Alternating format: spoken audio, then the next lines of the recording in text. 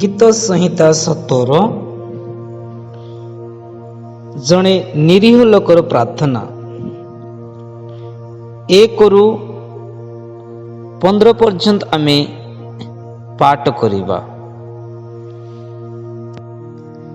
ହେ ସଦା ପ୍ରଭୁ, ନ୍ୟାୟବାନ ଶୁଣ, ମୋ କାକୁତିରେ ମନୋଯୋଗ କର। ନିଷ୍କପଟ ଅଷ୍ଟରୁ ନିର୍ଘତ ମୋ ପ୍ରାର୍ଥନାରେ କର୍ଣ୍ଣପାତ କର। ତୁମ୍ବ ଚାମରୁ ମୋ ବିଚାରର ନିଷ୍ପତ୍ତି ଆସୁ। ତୁମ୍ଭର ଚକ୍ଷୁ ନ୍ୟାର୍ଯ୍ୟ ବିଷୟରେ ନିରୀକ୍ଷଣ କରୁ। ତୁମ୍ଭେ ମୋହର ଅନ୍ତଃକରଣ ପରୀକ୍ଷା କରୁଅଛ। ତୁମ୍ଭେ ରାତ୍ରି କାଳରେ ମୋର ତତ୍ୱାନୁସନ୍ଧାନ କରିଅଛ। ତୁମେ ମୋତେ ପରଖ କରି କିଛି ପାଇନାହଁ। ମୋର ମୁଖ ଅପରାଧ ନ କରିବ ବୋଲି ମୁଁ ସ୍ଥିର କରିଅଛି। ମନୁଷ୍ୟର କାର୍ଯ୍ୟ ବୁଝି ମୁଁ ତୁମ ଅଷ୍ଟାଧରର ବାକ୍ୟ ଦ୍ୱାରା ଦୁର୍ଜନର ପଦରୁ ଆପଣାକୁ ରକ୍ଷା କରିଅଛି। ମୋହର ପାଦ ତୁମର ମାର୍ଗ ଦୃଢ଼ କରି ଧରିଅଛି। ମୋର ଚରଣ ଖସି ଯାଇନାହିଁ। ମୁଁ ତୁମକୁ ଡାକିଅଛି, କାରଣ ହେ ପରମେଶ୍ୱର, ତୁମେ ମୋତେ ଉତ୍ତର ଦେବ। ମୋ ପ୍ରତି କର୍ଣ୍ଣ ଡେର ଓ ମୋର କଥା ଶୁଣ। ହାୟ ସୁଶରଣା ଗତମାନଙ୍କୁ ସେମାନଙ୍କ ବିରୁଦ୍ଧରେ ଅତୀତ ଲୋକଗଣ ଠାରୁ ସୁଦକ୍ଷିଣ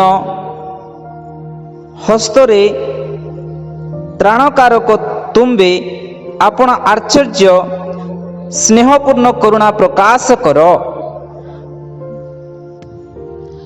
ମୋହର ଲୁଟକାରୀ ଦୁଷ୍ଟଗଣ ଠାରୁ ମୋର ଚତୁର୍ଦିଗରେ ବେଷ୍ଟିତ ମୋର ପ୍ରାଣନାଶକ ଶତ୍ରୁଗଣ ଠାରୁ ଚକ୍ଷୁରୁ ତାରା ପରି ମୋତେ ରଖ। ଆପଣା ପକ୍ଷର ଛାୟା ତଳେ ମୋତେ ଲୁଚାଅ। ସେମାନେ ଆପଣା ମେଧରେ ଆଚ୍ଛନ୍ନ ଅଟନ୍ତି। ସେମାନେ ମୁଖରେ ଅହଙ୍କାର କଥା କହନ୍ତି। ଏବେ ସେମାନେ ଆମମାନଙ୍କ ଗମନ ସମୟରେ ଆମମାନଙ୍କୁ ଘେରନ୍ତି। ସେମାନେ ଆମମାନଙ୍କୁ ଭୂମିସାତ୍ କରିବାକୁ ଚାହିଁ ରହିଥାନ୍ତି। ସେ ଶିକାର ଗ୍ରାସ କରିବାକୁ ଉଦ୍ୟତ ସିଂହ ତୁଲ୍ୟ ଓ ଗୁପ୍ତ ସ୍ଥାନରେ ଚକି ରହିବା ଯୁବା ସିଂହ ସଦୃଶ୍ୟ ଅଟେ। ହେ ସଦାପ୍ରଭୁ, ଉଠ, ତାହାର ସମ୍ମୁଖବର୍ତ୍ତୀ ହୁଅ, ତାହାକୁ ନୁଆଇ ପକାଅ। ତୁମ୍ଭେ ଆପଣା ଖଡ଼ଗ ଦ୍ୱାରା ଦୁଷ୍ଟମାନଙ୍କ ଠାରୁ ମୋ ପ୍ରାଣକୁ ଉଦ୍ଧାର କର।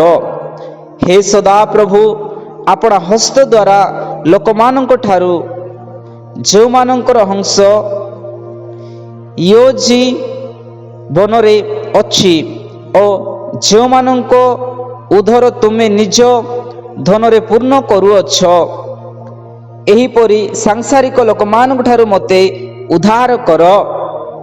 ସେମାନେ ସନ୍ତାନ ସନ୍ତତିରେ ପରିତୃପ୍ତ ଓ ଆପଣା ଆପଣା ଶିଶୁଗଣ ନିମନ୍ତେ ଆପଣମାନଙ୍କ ଅବଶିଷ୍ଟ ସମ୍ପତ୍ତି ଛାଡ଼ି ଯାଆନ୍ତି।